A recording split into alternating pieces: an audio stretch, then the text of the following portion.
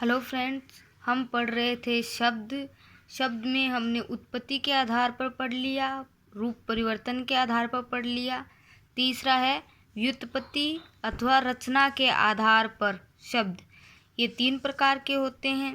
पहला है रूढ़ शब्द, दूसरा है यौगिक शब्द, तीसरा है योग रूढ़ शब्द। रूढ़ शब्द जो पुराने परंपरा या पुराने तरीकों द्वारा बोले गए शब्द।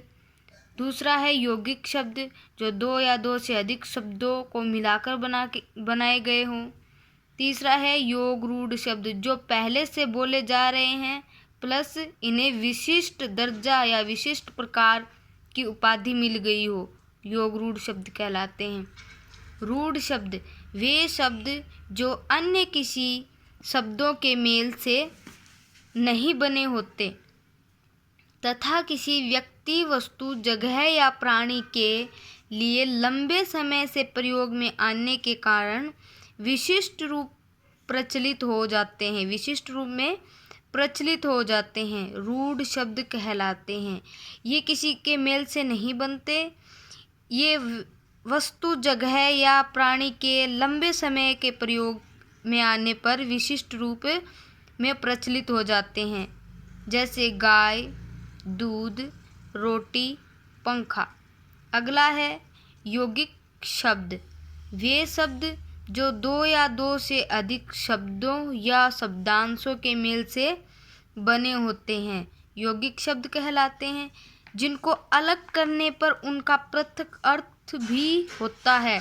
मतलब 2 शब्द हैं, उनको जोड़कर बनाते तो उनको जब अलग किया जाता है तो उनके दोनों के अलग अलग भिन्न भिन्न अर्थ होते हैं, जो संधि, समास, प्रत्यय और उपसर्ग के मेल से बने होते हैं, यौगिक शब्द कहलाते हैं। जैसे प्रेम प्लस सागर, प्रेम सागर। सब्जी प्लस वाला, सब्जी वाला। विद प्लस आल्य, विद्यालय। राज प्लस पुत्र, राजपुत्र। प्रति प्लस एक, प्रत्येक। आगे है योग रूढ़ शब्द।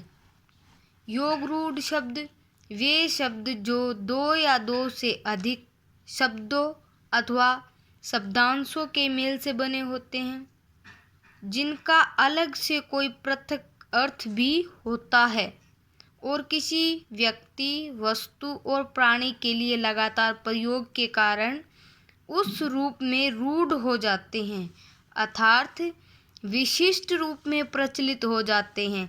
जो पहले से रूढ़ होते हैं और विशिष्ट रूप में प्रचलित हो जाते हैं, योग रूढ़ शब्द कहलाते हैं। जैसे गजानन, लंबोदर। गजानन का प्रयोग हुआ है गणेश जी के लिए, लंबोदर भी गणेश जी के लिए, पीताम्बर कृष्ण भगवान के लिए, नीलकंठ शिव जी के लिए।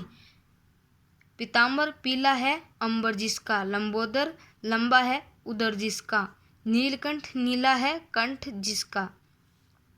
अब हम पढ़ेंगे पद। पहले पढ़ा था हमने शब्द।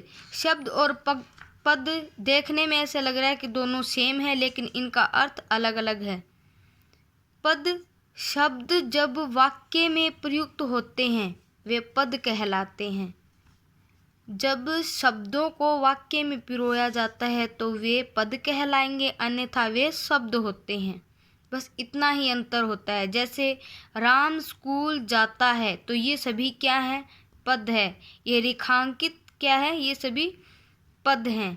और इनको अगर डैश के अनुसार अलग अलग कर दिया जाए, जैसे राम अलग है, स्कूल अलग है, जाता अलग है, इनको अलग अलग खोल के रख दिया जाए तो ये शब्द कहलाएंगे, अन्यथा ये क्या है? इसमें पद है। अब अगला आता है पद परिचय। पद परिचय का मतलब पद का परिचय। पद का परिचय कैसे? व्याकरणिक दृष्टि से परिचय देना। किसका? पद का। पद का व्याकरणिक दृष्टि से परिचय देना पद परिचय कहलाता है। उदाहरण से हम समझते हैं। राम, राम का पद परिचय होगा, ये पुल्लिंग है, ये एक वचन भी है, उत्तम पुरुष है और व्यक्तिवाचक संज्ञा है। स्कूल का ये जातिवाचक संज्ञा है, ये जाति विशेष को दर्शा रहा है, एक वचन है और पुल्लिंग है। जाता, जाता क्रिया है, एक वचन है, पुल्लिंग है। जाता क्या है? क्रिया है, एक वचन है, पुल्लिंग है। और है क्या है? एक वचन है और सहायक क्रिया। सहायक क्रिया क्यों कहा गया है? क्योंकि जाता इसमें क्रिया और ये जाता की सहायता कर रहा है, तो ये क्या हो गया? सहायक क्रिया। इसी प्रकार मैं आपको एक पूछ रही हूँ, सुमन। सुमन शब्द में पद परिचय बताइए। पद परिचय नहीं तो ये बताइए ये स्त्रीलिंग है या पुल्लिंग है। Thank you.